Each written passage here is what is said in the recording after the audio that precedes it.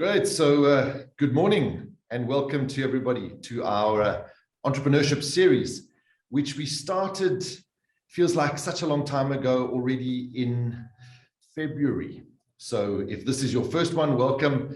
And if you've been here before, welcome back. I think such an important focus to be learning and interacting and allowing ourselves to take our business forward, because the reality is everybody talks about support for entrepreneurship. Everybody talks about adding value, and everybody talks about it being the saving grace for our country going forward. Yet we know that entrepreneurs walk a very lonely journey with little to no support. And that's the very reason that we put this series together. So my name is Harry Welby-Cook, and together with Peter Scholes, we brought ActionCOACH to South Africa. Last week, it was 15 years ago already. So we celebrated our 15-year anniversary, and we're introducing different topics, but different coaches to you throughout the year. So we started off with February, falling in love with your business again, because isn't it easy how quickly we fall out of love with our business? So that was the focus in February. March, we really looked at the angle of human rights around Human Rights Month, but the focus to say that no human rights is possible if we don't get business right. And then Freedom Day, celebrated in April, had the focus for our series in April being freedom. Today, we're going to talk about what I believe to be the only challenge we have in South Africa. And when I say that, people say, well, you know, Harry, we've got a lot of challenges. We've got corruption and crime and education and all sorts of things. Well, yes, those challenges exist. But if we fix unemployment, we fix most of those, because we allow people the privilege of choice by having a job. And in a country where we're nearing 50% of our employment being employable people being unemployed, we definitely have a challenge. And it's therefore a privilege to introduce our speaker today, all the way from KZN, Shirley Pearson, who's going to take us through that. So we are going to be using the chat box quite a lot. You can start off there by putting in your name, the name of your company, and where you're from. And if you're interacting with us on Facebook Live, do the same thing on Facebook. Type in your name, your company's name, and where you're dialing in from. And we'll be looking at asking you questions, but also allowing you the opportunity to ask Shirley and myself questions as we go through the rest of the discussion. So make sure that you keep your eye on the chat box and participate fully as we go through it, because it is, yes, a little bit of content, yes, a little bit of perspective, but also some discussion and question throughout the process as well. So Shirley has been with us this year for 10 years. She's been an action coach in our team for 10 years. She operates a firm out of Durban North, and I call her our wise sage. Because she's just got a really different angle sometimes of looking at things. A lot of wisdom, a lot of experience, and Shirley, it's an absolute honor to have you join us today in what is such an important topic, really important for us to look at this scourge that's facing our country. So thank you for joining us. And as I spotlight you for everybody, looking forward to your session this morning. Super. Thanks very much, Harry. Thank you. And thanks very much, everyone, for joining us and giving of your valuable time to participate in this. And it really just means that, you know, all of your hearts are where our hearts are, is that we really believe in the value of building strong businesses. Because at the end of the day, you know, to have work, yes, it provides financially, it provides for our needs as people.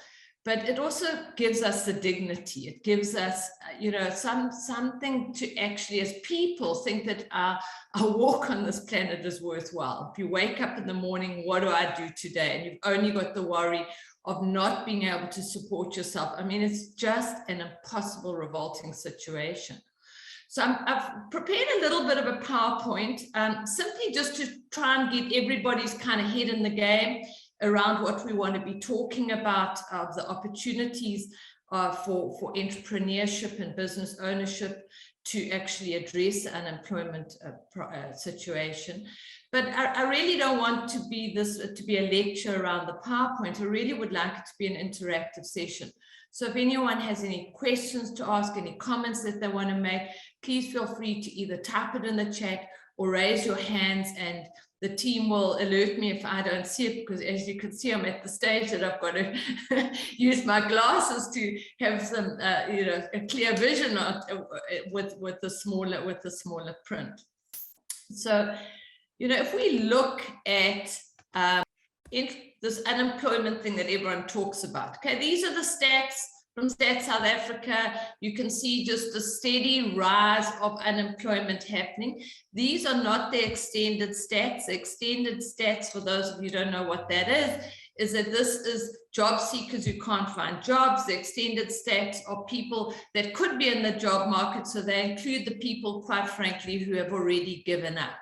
So at the fourth quarter of 2021, we were at 35, just over 35% of people looking for work couldn't find work. The extended stat of people who could be working, if you include the ones that have given up, was just over 46%. Just sadly, really, the last quarter actually improved on the extended stat, primarily because some people had just literally disappeared and completely given up completely, so that they weren't even around anymore to be tracked on that. So yeah, that's a stat. It's a percentage. What does that actually mean for us? It means that 7.9 million people do not have work.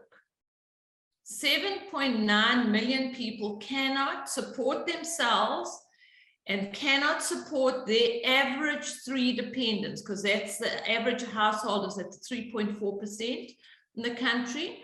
7.9% of people could not only not support themselves, but they couldn't support their average household of 3.4%. If we look at the extended figure, it means that over 10 million people cannot support themselves. They do not have the dignity of getting up in the morning, going to work, looking for a better life, working towards a better life. And I mean, that is 7.9 is just about 1 million less than the total population of KZN. At the extended, we are virtually at the population of KZN. So take every single person out of KZN, and that's what the unemployment in this country looks like. The projected figures on the current 1.5 GDP is looking at us hitting just short of 40% on the non-extended figures by 2030. We have to be growing at least 4% GDP to bring it down to less than 30%. And we are nowhere. We are just nowhere. This is what it looks like. This is what's coming. This is what's coming. Okay, so everyone over 19 is already available for work, so they're already in the stats. And we've got 3 generations of virtually the highest population within those periods coming into the job market, 5 years, 10 years, 15 years. So in our lifetime, they are entering into the job market. And so we've really, we talk about a pandemic, I mean, this is ours. This is for us is worse than anything that we have seen. Because when you're in a situation of hopelessness, what is the end result? And yes, there were lots of reasons for KZN's riots last year and what have you, but without hopelessness, without having nothing to lose, none of the other factors would have been able to take root, would have been able to get traction. Karl Marx, back in the day when he was, putting together his theories of communism and stuff, he saw 2 classes being formed, the super elite and then, the rest, the majority who would have nothing, who would just be impoverished. And he saw that, and he anticipated that at the end of the day, this group, this big group would just become so disheartened, they would have nothing to lose, so they would overthrow the elite and then they would share it all out and have this better way of doing it. What he didn't foresee was the development of the middle class. And it's the middle class that holds the system together, because we're the ones who've been paying off our houses for 20 years. You know, we're the ones that have been working to survive, to contribute, to pay the taxes, etc., etc. We've got something to lose. And we are running into a situation, if we're not in it already, and I think we're in it already, and that's why, as I say, I think was a huge, the fertile ground of what happened in KZN. So that's the reality. And here's the other reality. The cavalry ain't coming. And for those of you who are too young to know what the cavalry is, back in the day when you were at war, the cavalry was akin in those days to the fighter jets. Okay, there are no fighter jets coming to save us on the ground. And the other reality is that we have to face the fact that it's not working. We have a saying within the Action Coach community is results don't lie. So we are getting the results. We are being told how we are doing, and we are being told that we are not getting better at this. You know, it'd be one thing that we still had our problems, but we were getting better. Every year we could see that we were getting better at it. And the unemployment was starting to go in the right trajectory. Then we can say, okay, we've got something right here. How do we improve that? But that's not the results we're getting. And so that's not the feedback we're getting.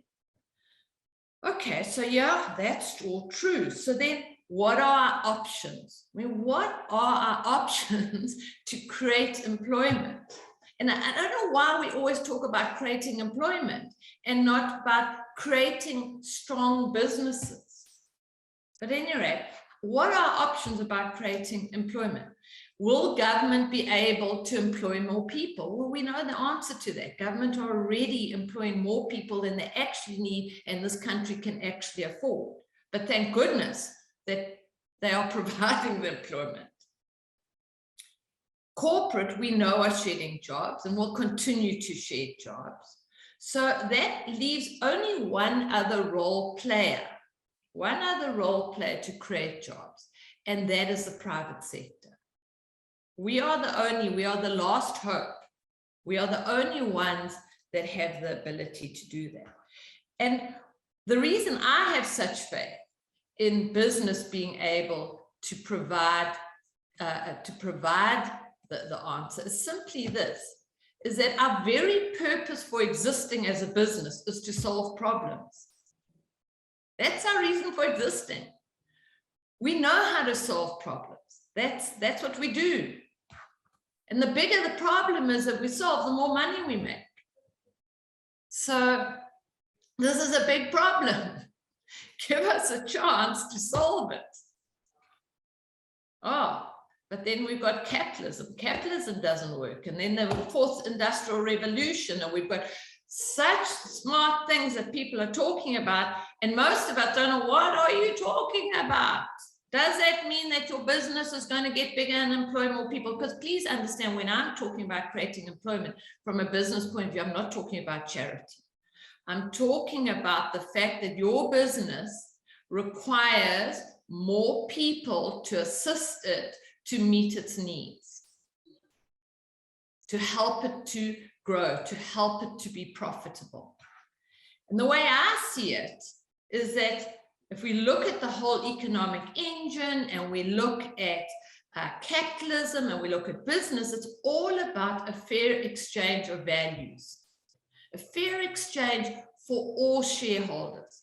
Now, when the thing unravels is when we don't have the fair exchange. So if I'm selling you a product that is overvalued, I'm asking too much for it, okay, eventually I'm going to go out of business.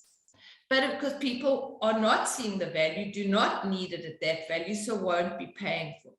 But by the same token, if I'm offering a fabulous service, okay, but I'm not charging enough for it, eventually I'm going to go out of business because I'm just too tired, just had it, I can't do this anymore. And I can't support the team and build my business and all of everything that runs through that. I think it's this principle that is one of the key problems with this new portfolio of tenderpreneurs. tenderpreneurs are not adding fair value. They are scooping a whole lot of value without adding the value back. And now the thing unravels. So at every era, when you look at what you do, what your products, what your services are, provided everybody is at fair value, the system works and the system is self-regulating. As soon as there's not fair value happening and somebody is getting more value than they're adding back, then the system unravels, the system becomes drained. We start going into a win-lose situation. And I'm not saying fair value is cheap. I'm not saying fair value is living at the poverty line. You know, it depends what your product, your service is. It depends what the value is that you give. So if you win you're a tenderpreneur, but you give great value back, you do the work, you don't, just scoop money out, then you're adding great value. Then it all works. It's fabulous. Yeah. So I really think that these are two critical things that play out in terms of businesses' ability to thrive and to create the employment that we so desperately need. But I also think that there are a couple of myths, because lots of people are playing in this space and trying to create employment. And the problems that I'm seeing is that a lot of the myths are playing out, so we don't know how to do the business thing, because these are the myths that seem to be out there. Oh, sorry, I just want to make this point. These slides I want to share with you is I'm not suggesting that business is easy. These are the stats, okay? So if you took a whole lot of current business owners, 50% of them go out of business in the first 2 years. So that's what that looks like. Those that survive the first two years, 70% go out in the next 5 years. And finally, at 10 years, only 2.5% of business owners make it. So when we start out at that, in 10 years' time, that is what we're looking at. So that's happening. That's without a lot of our own challenges that we've got in terms of our country. And here are some of the myths that I wanted to share with you. The myth that being a business owner and as a successful entrepreneur is the same as being a successful employee. Here's what being in business looks like. This is what my staff think I do. This is what my customers think I do. This is what I wish I could do. This is what my competition and maybe others in my community think I do. This is what I think I do. Got it all under control. I've got my orchestra playing beautifully for me. But this is what it actually looks like. And I know I've got business owners on the call, I'm sure you're welcome to disagree with me, but I'm sure until you've been in business, you have no idea what it means, what it entails. And at the end of the day, I think that the needs for people who are in the space of trying to help entrepreneurs and help business owners build businesses, they need to recognize that this is a very, very different territory to being a successful employees in perhaps a corporate or even a government organization. The other myth that I'm hearing a lot about is that it's not about profit. The bottom line is that if you're not making a profit out of your business won't last. It just won't last. You're gonna run out of fuel because cash is your fuel. Profit, cash comes from profit.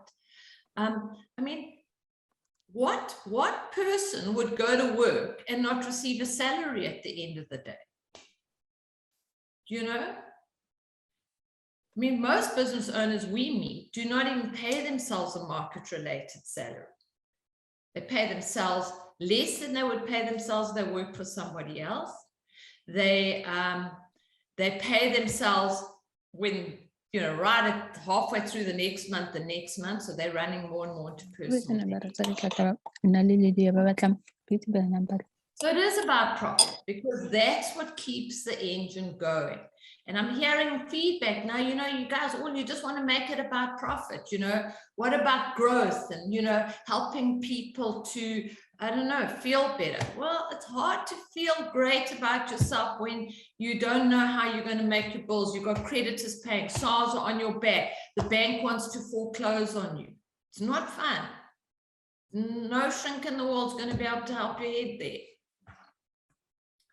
And that's the other reality. So the one is, the startup scenario. The other one is that even if you've built a good business, the next stage of business growth takes cash. And you want to be making the money within your own business, because other people's money costs you money. So I'm not saying there aren't opportunities to use it, and sometimes it's a good way to go. But ideally, you want to be funding your own growth, because then you keep all your shares. You don't pay interest, etc., etc. So being in business is about profit. It is about making money. And we have to accept that reality. I'm not saying it's only about that, but that is the thing that makes it sustainable.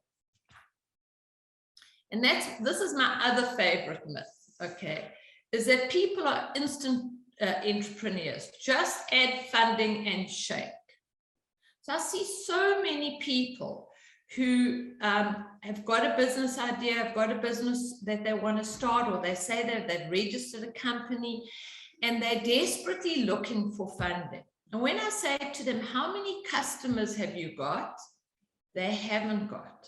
But they're not looking for customers now, they're looking for funding. Once they've got funding, then they'll be in a position to go and get the business. And the problem with it being that way around is that it can take a lot of time to get the customers. So even if you get the funding, what happens is that you've then got to live. So you're going to end up eating the funding whilst you're looking for your first customer. And then what's going to happen is you're going to have eaten, and I don't mean this in a bad way, it's just a fact, you've got to survive, your children have got to eat.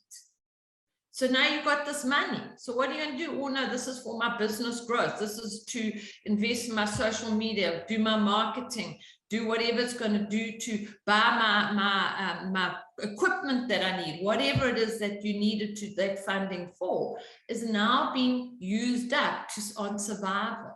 And then it runs out, and then your business still isn't off the ground or hasn't made the progress that it makes.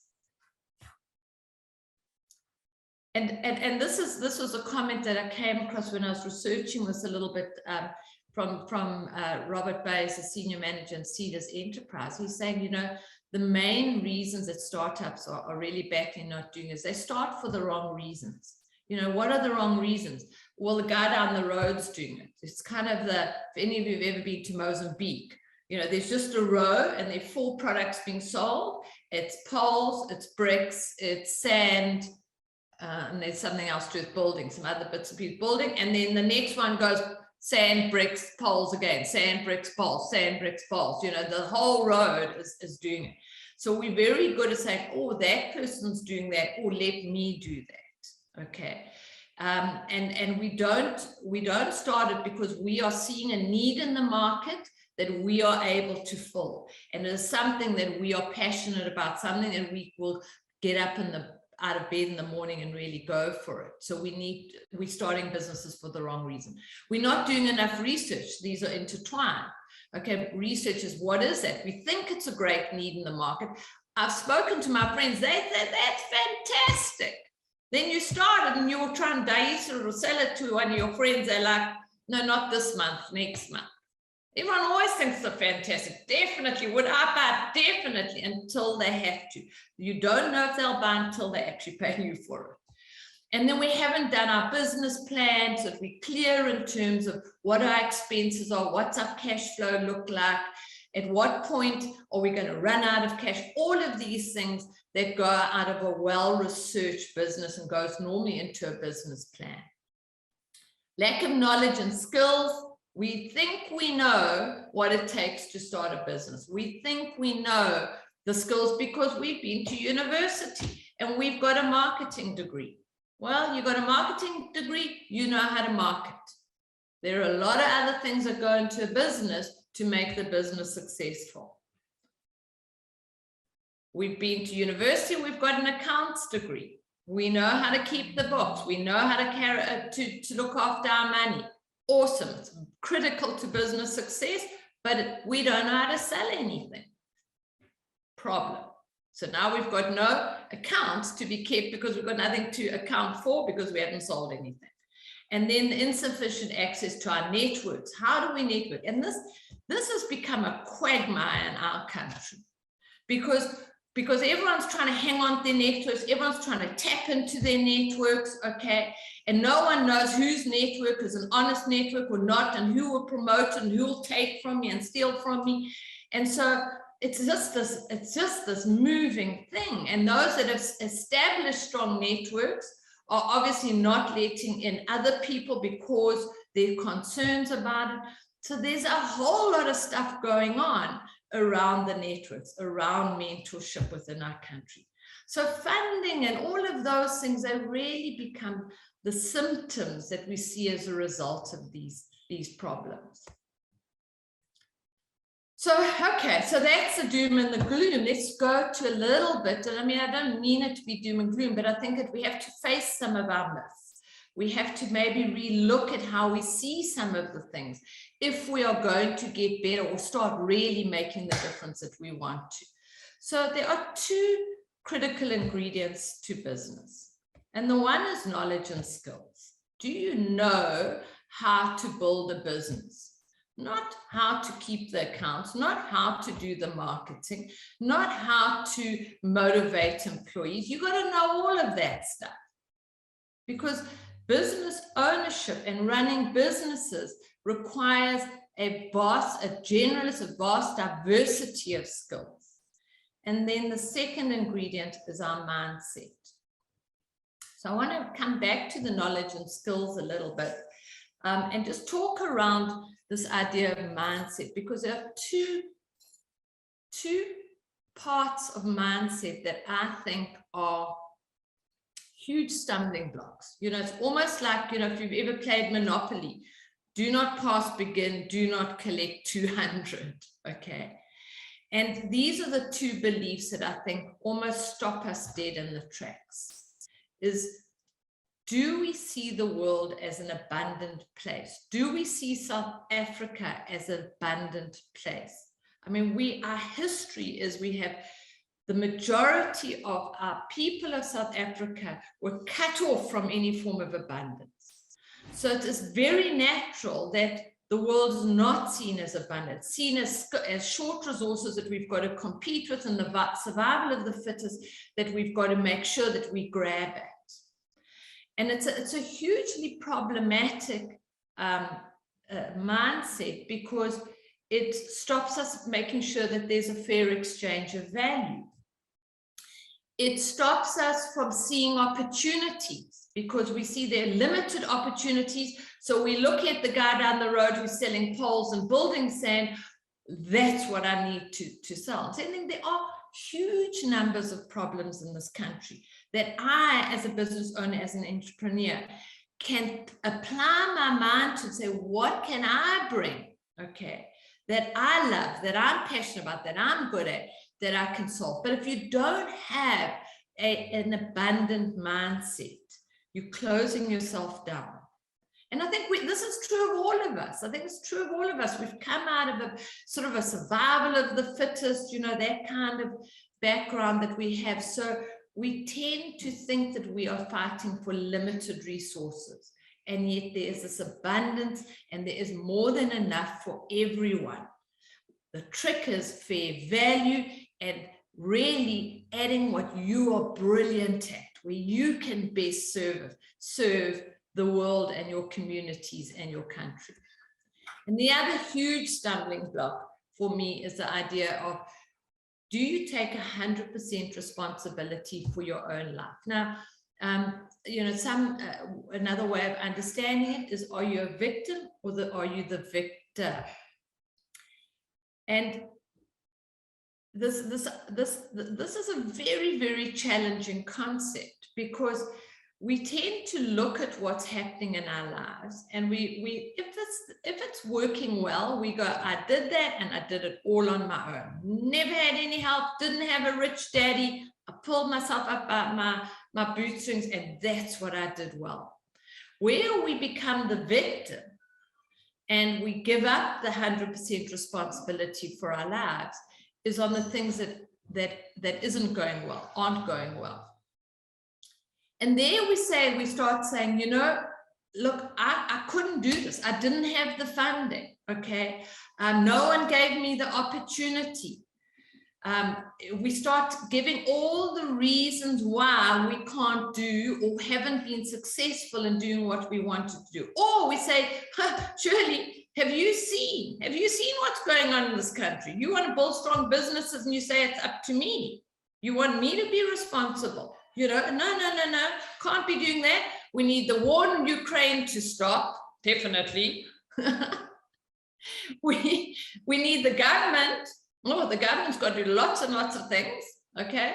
The government's got to stop a lot of things and do all these lovely things. They can stay in power, you know, hold power and still do those things.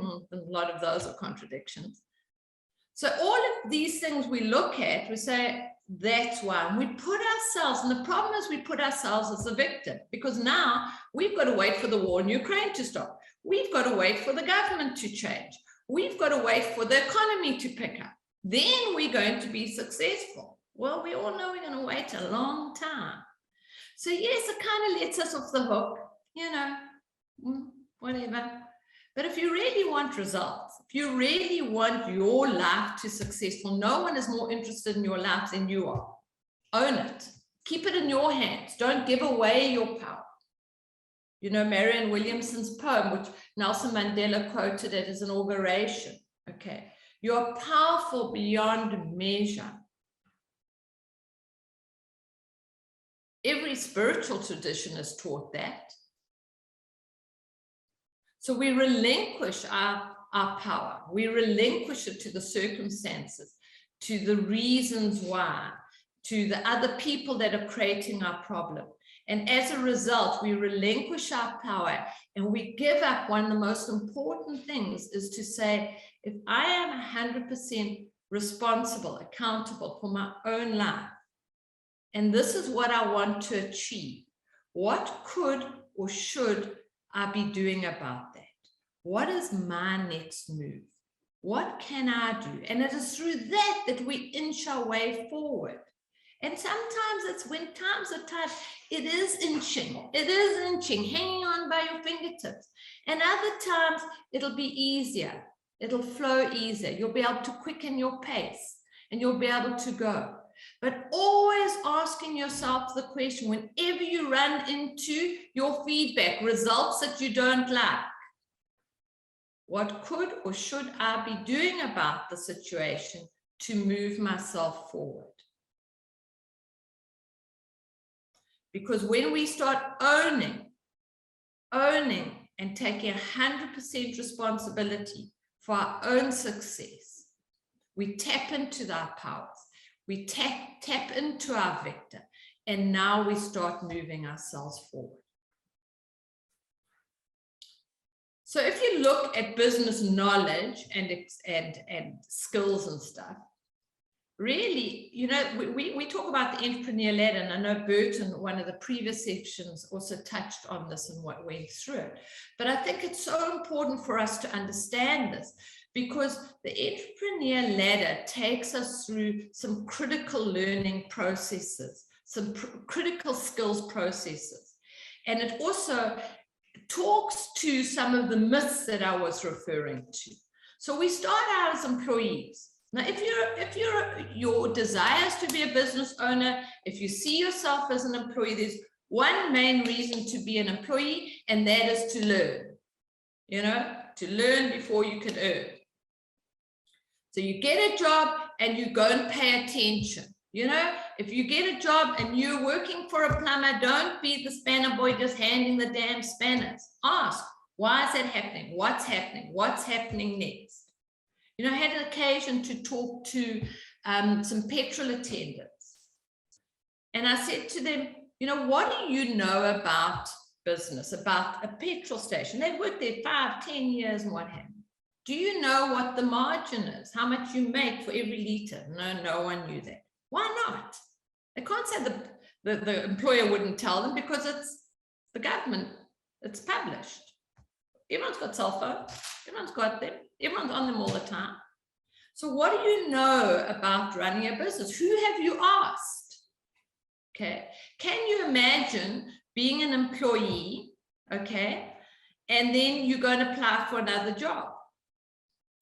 And you now have applied for a managerial senior position because you've outgrown being a petrol attendant. Now you know everything there is to know about thing, and there's nothing more that you can learn from working for this employer.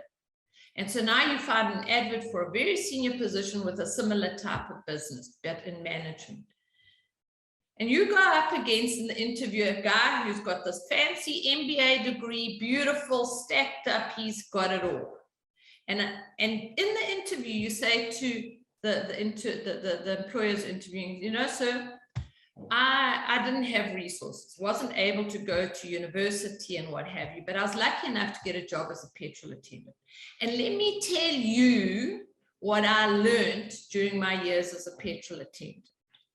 I learned this, and you start demonstrating the knowledge you learned and what you learned and the mistakes you made and where you got your knowledge from. And then you've got Mr. MBA who comes in and, well, he's been to university, a fantastic degree, did beautifully, cum laude. Who are you as a business owner going to employ? The guy who's demonstrated that he can persevere, he has resilience, has the actual knowledge, the practical knowledge, or the guy who thinks he has the knowledge, who has the theory, who has not as yet demonstrated his resilience, has not as yet demonstrated. So at all levels, these are the opportunities. So when we then step out of employment, because we actually figure we're not going to go and get another job now, we don't think we can learn anymore, but most people don't think of it like that. They don't think of it as a progression or employees about learning. So most of us basically, we leave employment either because we don't have a choice, good or bad, or we like, oh, that boss is a real tosser. So now I think I'm going to be the boss, but let's, and we become self-employed. Okay. Now at the self-employed level, we know how to deliver our product or service, but we know very little about running the business. Okay. And at the self-employed level, what we want to be learning is how to run a business. So come from a area of generalization, specialization into generalization. The problem with a self-employed person is it's get the business, do the business. Get the business, do the business, and we're frazzled in between running up and down. But the advantage for us as budding entrepreneurs and as business owners is that if we get out there and become self-employed, we will learn about a whole lot of things about business. We will learn to be resilient. We will learn to be able to stack up our various priorities, get things right, do a lot of things in a day. We will learn, hopefully, to manage cash. So at the next level, if you hang in there long enough, the self-employed person thinks, okay, I'm getting a bit busier now. You know, I could employ some people and that'll help me. That'll help me. So at this point, we get off the seesaw and we hit the merry-go-round because we become the manager. The manager now not only has to get the business, do the business, manage everything, but they also have to manage the person that they've employed.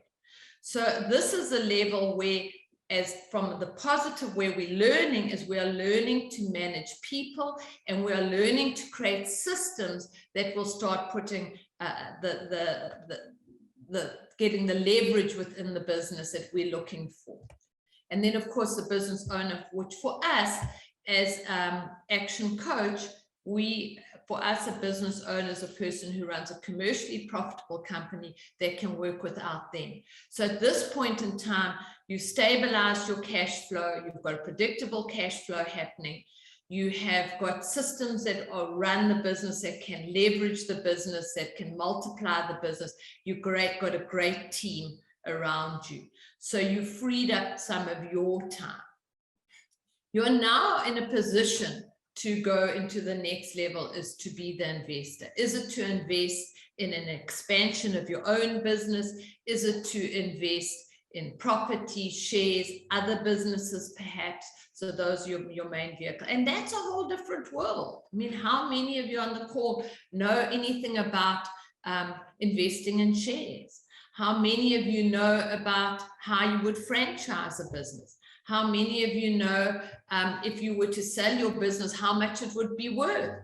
Because if you want to sell your business and buy another one, or even if you want to buy a business, do you know how to value that business to see whether you're paying a fair price? And really at the entrepreneur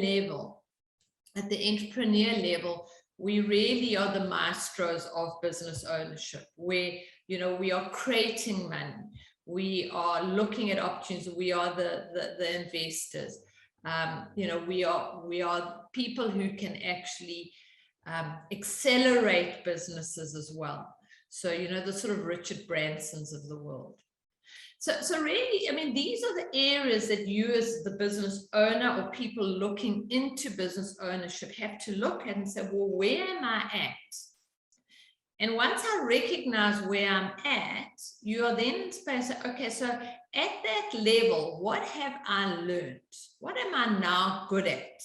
So if I'm at the self-employed level, am I now good at selling my product? Or am I still just really, my main strength is producing my product? Or have I found that I've been able to start you know, managing the competing demands that I have? What have you learned at the self-employed level? And what haven't you learned? Because whatever you haven't learned at the self-employed level is going to sting you at the next level. So when we're working with business owners, you know, we go and we look, and we can recognize very quickly at what level a business is at.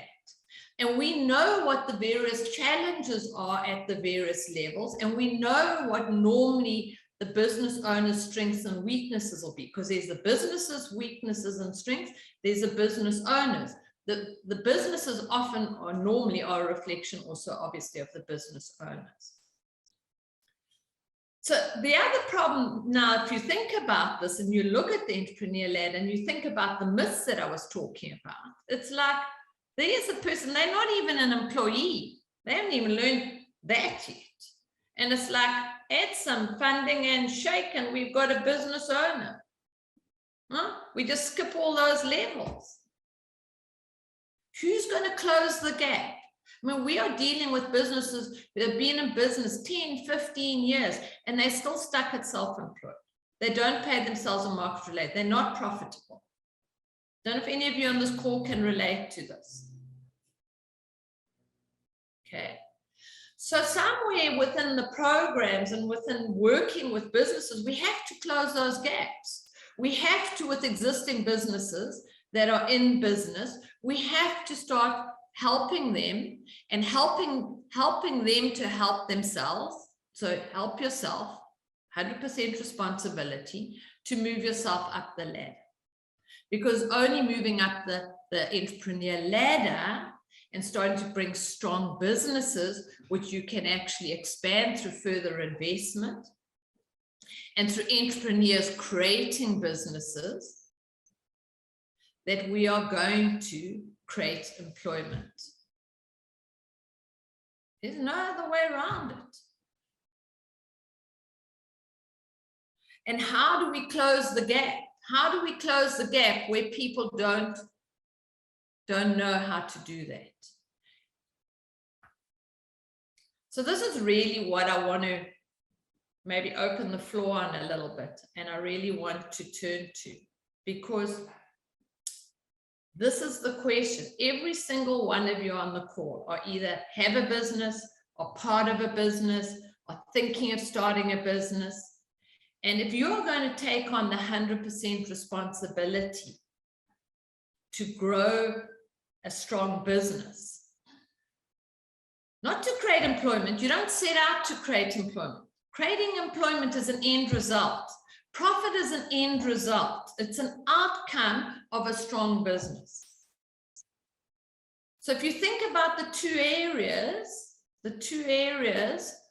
that I said are important in terms of business success, what do you know about growing your business? So, yeah, I know a lot, Shirley. Perfect. So do I take it that your business is growing at 46% year on year? Shirley, don't you read the news? There's a war, the war in Ukraine, remember? You know, I mean, there's a formula. Now, just because there's a formula to grow your business by that doesn't make it easy. It's not easy. If you think back to my slide, one of the first ones with all the superwomans and people, it is tough. But you've got to stack it up. And if you keep doing the same thing, you're going to keep doing the same result. So what do you know about growing your business? What do you know about moving yourself up the entrepreneur ladder? What don't you know? And if you're like, Shirley, I don't know. I'm working 24/7. I've got no time. Where am I going to do all this? You know, where have you looked? Where have you looked? You know, I know a place, talking to the converted always on the call, I know a place where there are a hell of a lot of internationally certified business coaches. And, you know, if they might be full, they'll have a colleague that they could pass you on to. You know, and then what are your beliefs? How do you see the world? And I mean, I just gave you two, which I believe are your kind of do not pass, begin ones, just huge stomach. But there are lots of other beliefs that it's going to be super important to back your success. Because if you don't believe, you know, I think it was old Henry Ford, if you don't believe that you're going to succeed, whether you believe you can or believe you can't, you'll be right. So if you don't have beliefs that support success, if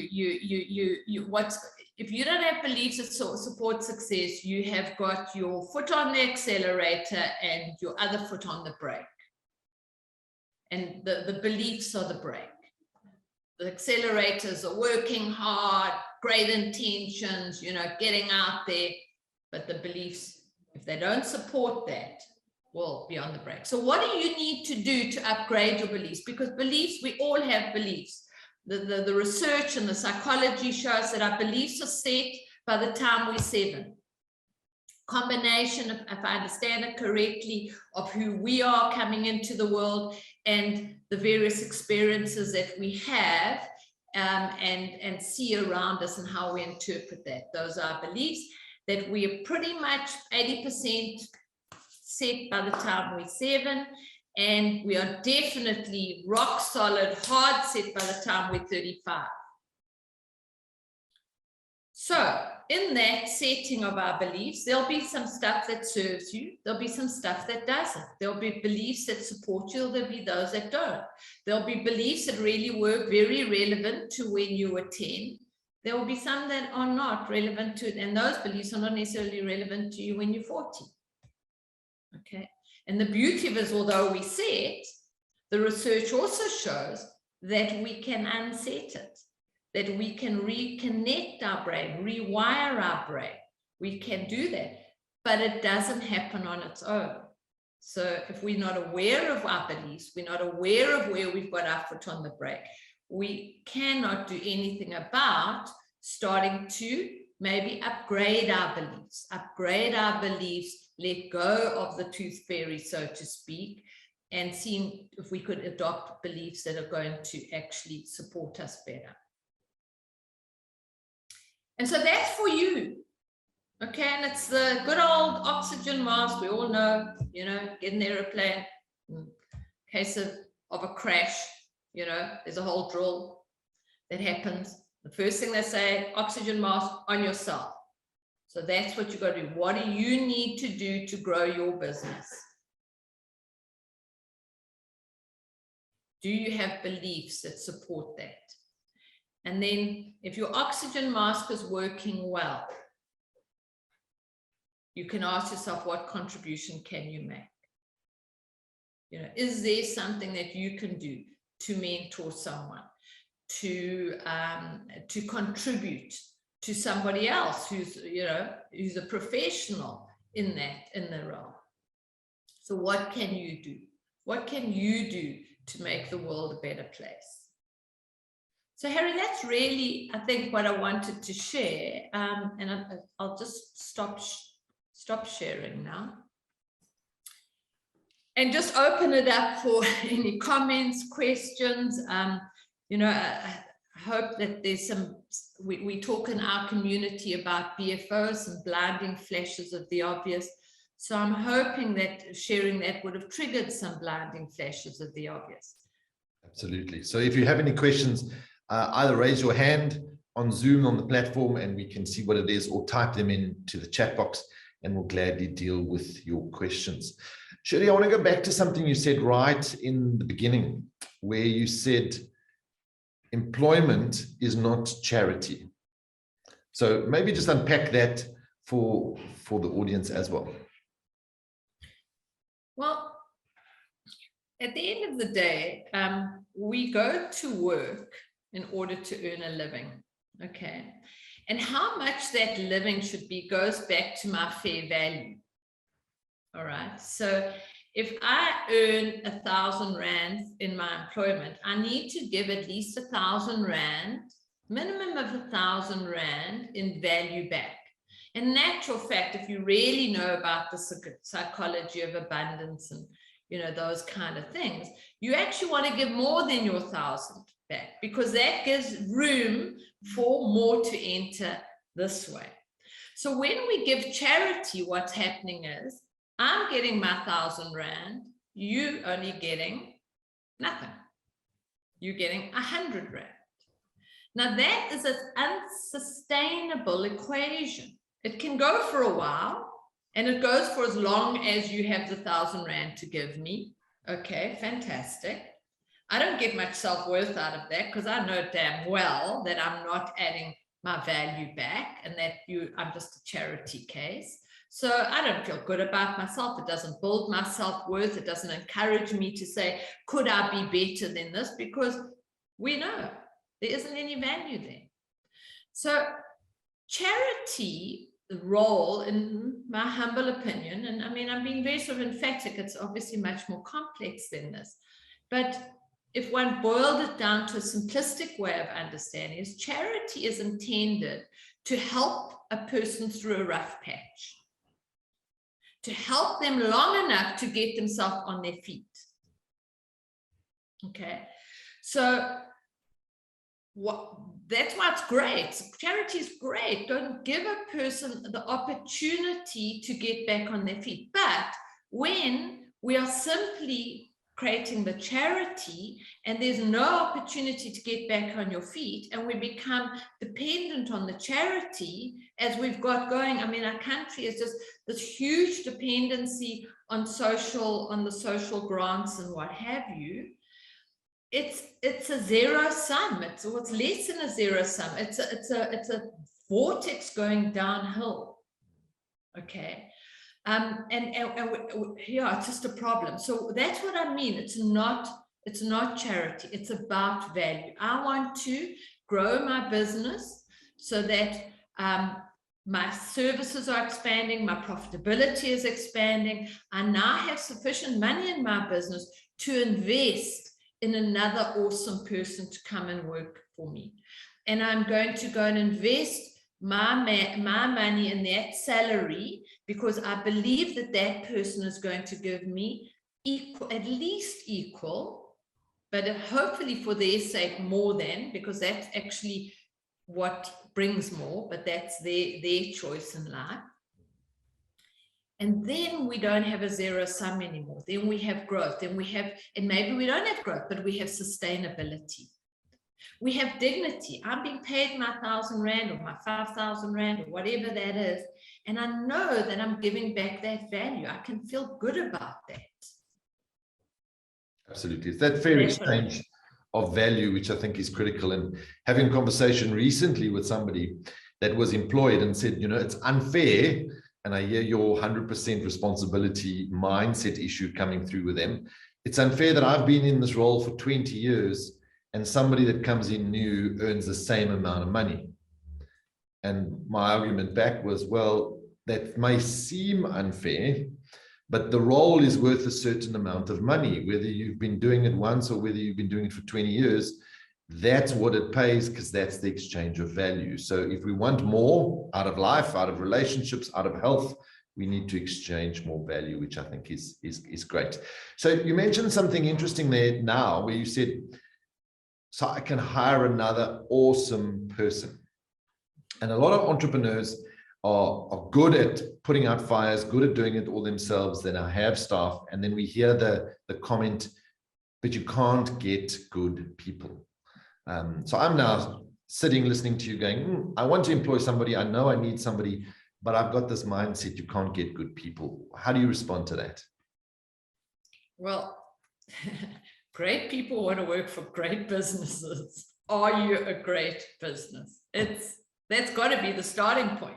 You know, if you're not a great business, it's very hard to attract or sustain awesome people, because awesome people have options. They have options, and because awesome people produce results. So there's feedback. Other employers and people in the market and everyone else and themselves, they get the confidence. There are results. They can see it. It's not a guessing game. So that's the first thing. Are you an awesome business? Now we go back to entrepreneur ladder. How do you build the business? I mean, this is, as you know, Harry, this is what we work with. You know, we're working with business owners to make sure that they are great businesses. And then there's another side to it as well, okay, is once we're serious about being a great business, we've got to be serious about having a great team, okay? And we got to respect people's choices of whether they are going to be great team players or not. We as employers, as business owners, we give them the opportunity. We believe when we recruit them that they are going to be great. We believe that there's going to be a fair exchange for value, and they're going to be part of our A team. They then choose whether they are going to deliver at that level or not. And I'm assuming that all the fair stuff is in place, that they know what's expected, and, you know, they're given the tools to do the job, and, you know, all of that. But at the end of the day, some people will choose not to be great team players or great. I don't mean team as in get on with people. They'll choose not to be. They're not interested, and they're not prepared to put in the extra, to go the hard yards, to, you know, give at least value, if not more value than for what they're not prepared to do that. And that's their choice. And we as business owners have to respect that. But we have to respect ourselves, that this isn't the place for people who make that choice. And we've got to wish them well.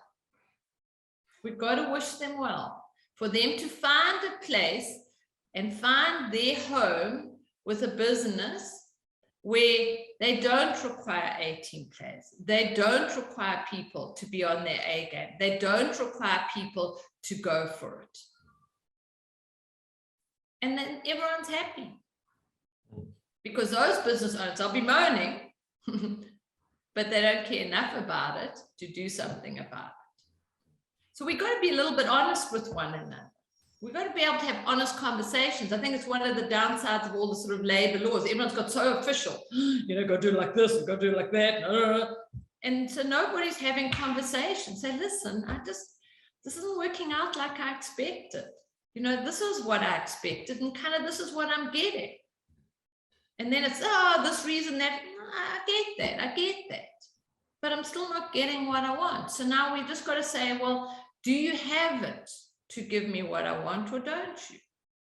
Because if you don't give me what I employed you, what I want, I mean, it only qualifies you're going to be reasonable. I don't come across very many people being unreasonable. Then this isn't going to work out for us. You know, so in answer to your question, the summary of it, are you a great business? 100% responsibility, it starts with you. And secondly, you know, once you've made your hiring decision, be honest about it. Get serious about your own success. Don't be dishonest to a person. Say it out how it is, because everyone must find their own niche. Respect their choices, that they don't want to be a great employee. That's their choice. But because they've made that choice doesn't mean that you have to put up with it. Exactly. So any other questions, guys, feel free to put your hand up or type them in. I think one other one for me is if I'm sitting here listening to this, and there was the comment earlier on saying, I need that growth. I might be stuck in a rut. I might like it. I might not. But now I'm listening to the honest conversation Shirley's having with me, and I'm going, I need to grow. I need to go to that next level. I know that if I do go to that next level, I probably will employ more people. I probably need to do that already. But I don't know where to start. Where do I start? I'm listening to you. I'm thinking, yes, I'm gung ho. I'm going to take responsibility. I want to grow. Where do I start? The first thing you do is just go and Google the 6 steps. Throughout ActionCOACH, throughout the world is running what we call 6-step seminars. It's a 2-hour business seminar. Just Google that. Go to one of those. Okay? Go to one of those and take one bit of action of what you believe that you get out of that can move your business forward. Just one, not 10, one, and get that right. And read a book and take one bit of action next that can get that right. I mean, of course, you can engage with us. You can engage with us and see what value we can bring to the business. But we don't just take on any business either. Not every business. We're not going to coach every business. We're looking at businesses. As you know, Harry, we guarantee our results. We have to give a return on investment. So I mean, we're fussy about who we take on. But where do you start? I mean, every bit of knowledge out there is available. But until you get serious about your own success and start whittling it down to one area that you can work on to move yourself forward, not 10, 1, and get good at that. Obviously not a trivial thing, but something of some meat, some importance, get that right. And be careful who you're taking advice from. What's that thing that's saying about, you think paying a professional is expensive till you pay an amateur? Be careful who you're asking advice from. The Briar is not a good place for business advice. It's just not. And you can see some of us have been doing this a long time, because Shirley still speaks about going past begin collecting 200 Rand, which I do too. I think it's moved on a little bit. 200 Rand is not going to help us much anymore. Question in here from Scott saying, on the point of value, how do you deal with it in a commission-only environment? Because he's saying that's his struggle. Okay, so give me a bit of context of it. I mean, is the commission owner, you the earner of commission, you're paying for commission, you've got set commissions that you can? Let's see if I can find Scott here. Scott, you're welcome to take yourself off mute and then just ask and talk Shirley through that question. Or just type in some more clarification. I think just as a principle, whilst we all right, so maybe I'll have a bash. I'm not quite sure I'm understanding the context of it, but if you have a product and you have a certain commission structure and that's the price when it's pretty set, you kind of can't, for whatever reason, charge more than that. So how do you add more value? Well, you add more value by giving a better service, as an example. Now, yes, that's not going to up what that guy pays you, but guess what? He's got friends. So that more value has another expansion somewhere else. So as long as you are adding fair value, and adding the better, more value you adding, the more you will get, either directly from a customer, directly from a product or service, or expanding within the networks. Now, if there's no need for your product or service, you're not adding value. There's no value to be had. So there's no need. Okay. So I don't know, Scott, sorry, I don't know if that answers your question. You have unmuted. Anything else you want to add to that?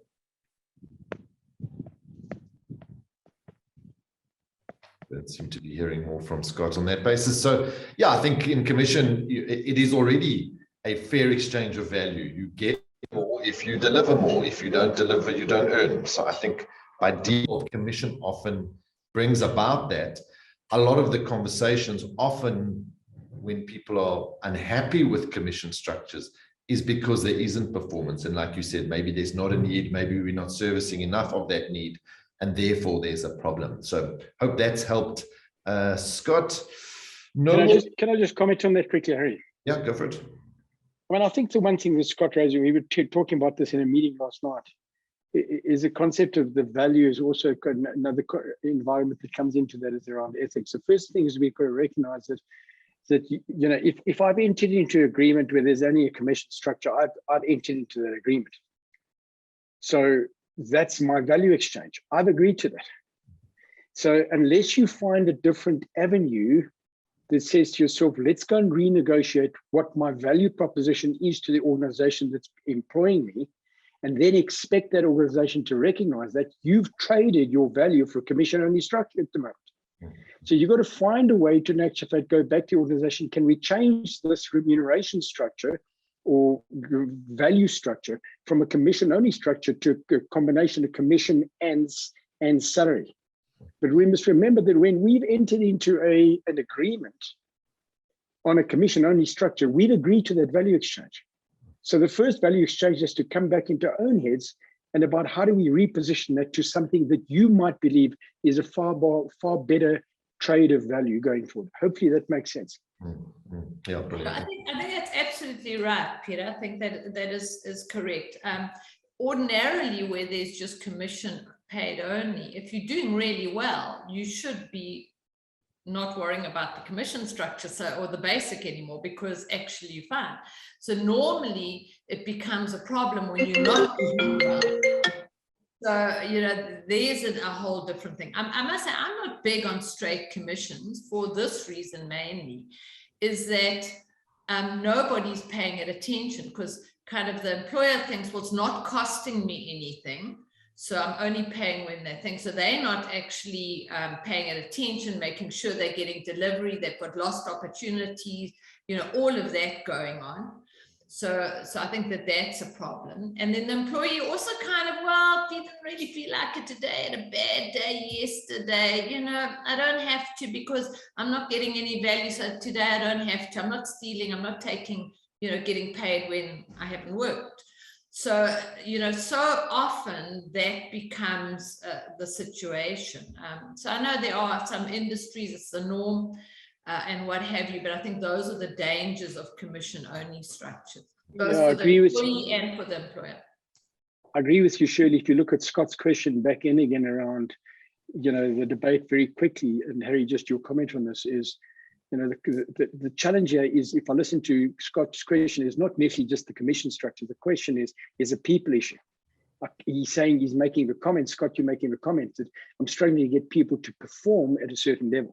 So it's not necessarily the commission structure that might be problematic. And I agree with Shirley, I'm not a great favor on commission-only structures for all the reasons that she raised.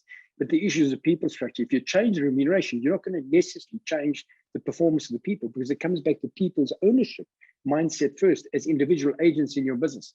And go and address the root cause first. Yeah. 100%, Peter. I mean, and we see that, I'll meet business owners. Okay, but Shirley, I tell you what if I kind of put everyone on an incentive, so if we sell more, we make more profit or whatever, then everyone, then that's, that's what we'll do. And, basically this is my response normally to that, so that it makes absolutely logical sense to us as business owners, entrepreneurs. That's our world, that's how we go about things. But if that worked, every business owner in the world would be doing it. Easy peasy, employ someone, pay them a basic, lovely basic, and make sure that they get that, and we all sit back because they will do what's needed. And we know that that's not the fact. It doesn't work like that. So when you bring in those kind of things as a reward, as an outcome of, being great A team, being a great business, that kind of thing, it's fantastic. It's a reward.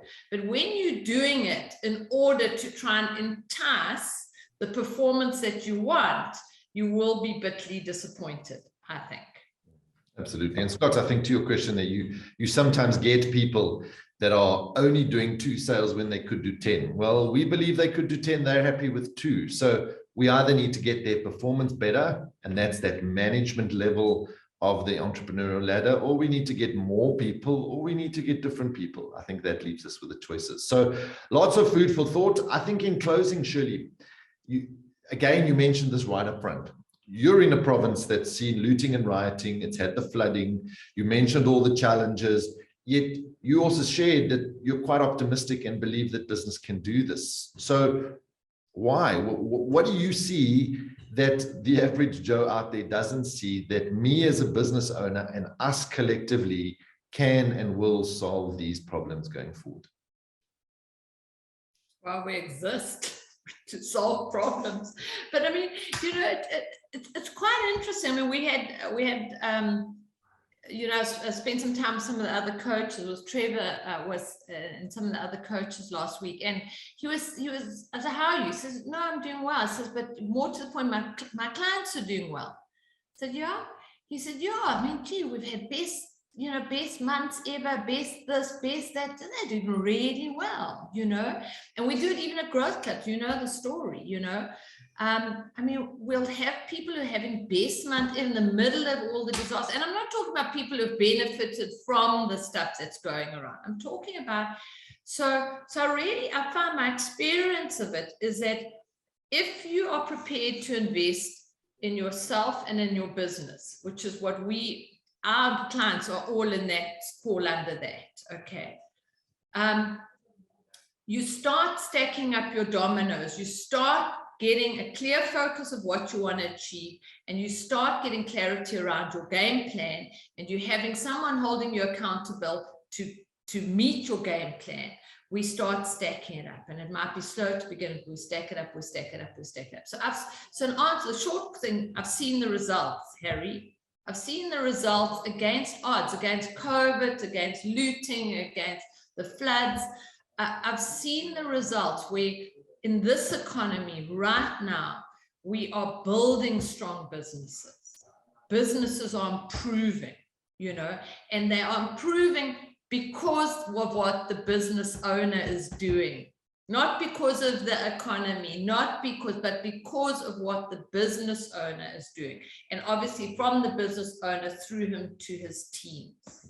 So that's why I am optimistic and believe that private business holds the key. But we're going to have to own that. We're going to have to get serious about our own success, because that creates the successful community, which means that we can all then actually enjoy and live in a community that's thriving, not just a business that's thriving. Absolutely. So it's evidence-based, it's not optimistic. I think that's why we've put this series together, is so that you do the learning first, and then the earning will flow from that. So hopefully you've enjoyed this session. Shirley's given us lots of food for thought. Our country and its future depends on us. The politicians aren't going to do it. The Ukrainian issue going away, the ESCOM issue going, none of that's going to solve the problem. We can do it, but we have to commit. And I think that mindset you shared with us, the understanding that there is abundance and that I am 100% responsible, is what I'm definitely going to take out of today, and encourage every single one of you to really go look at that 1,000-mile journey. And it starts with the first step. And as Shirley said earlier on, do one thing. As a result of today, do one thing, and then make that shift forward. And when you've done that, you can do it again and again and again and again. So thank you for joining us today. We will send you the link again, just as a reminder, to where you can find the recordings. The recording will take a day or two and be uploaded. Next month, we're dealing with the youth. And as Shirley showed, there's a huge group of youth coming through. How do we create that win-win for my business and for the youth? And then July's session will be around legacy.